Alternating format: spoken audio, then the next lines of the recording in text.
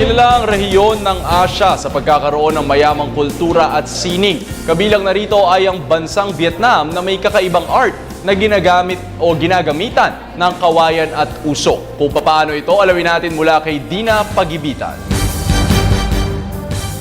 Narinig nyo na ba ang smoked bamboo carvings? Marahil mangilan-ngilan lamang ang labis na nakakaalam tungkol sa nasabing uri ng sining.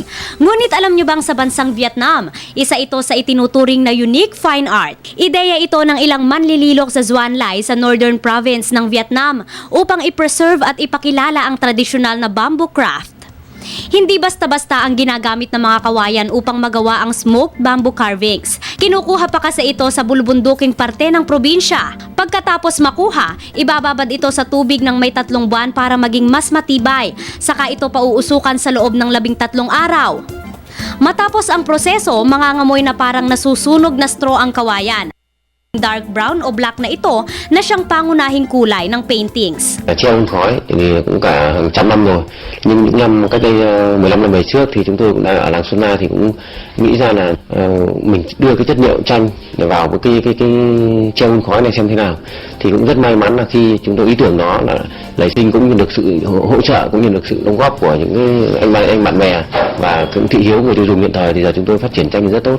Ang kawayan ay matatagpuan sa maraming bansa sa mundo, ngunit sa Vietnam lamang matatagpuan ang smoked bamboo na hindi ginagamitan ng anumang makina o kemikal.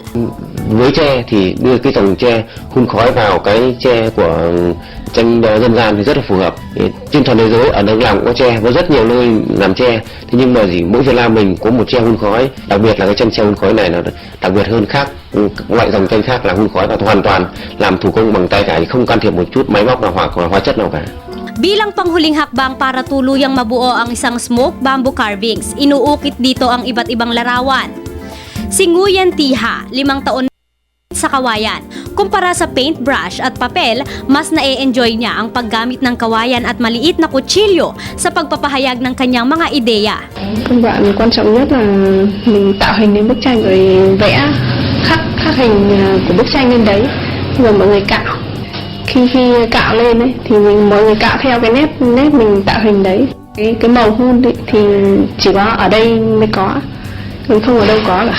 Bagamat maraming kakompetensya ngayon sa merkado, inaasahang muling tatangkilikin ang tradisyonal na uri ng sining, hindi lamang sa buong Vietnam, kung hindi sa buong mundo. Bây giờ thì 1-2 năm nay thì nó cũng trầm hơn là so với vài năm về trước.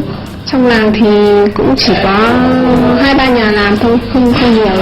Đây là nghề truyền thống mà, nên là mình cũng muốn nó phát triển rộng hơn nữa cho mọi người, nhiều người biết đến nữa. Para sa Telebisyon ng Bayan, ako si Dina Pagibitan.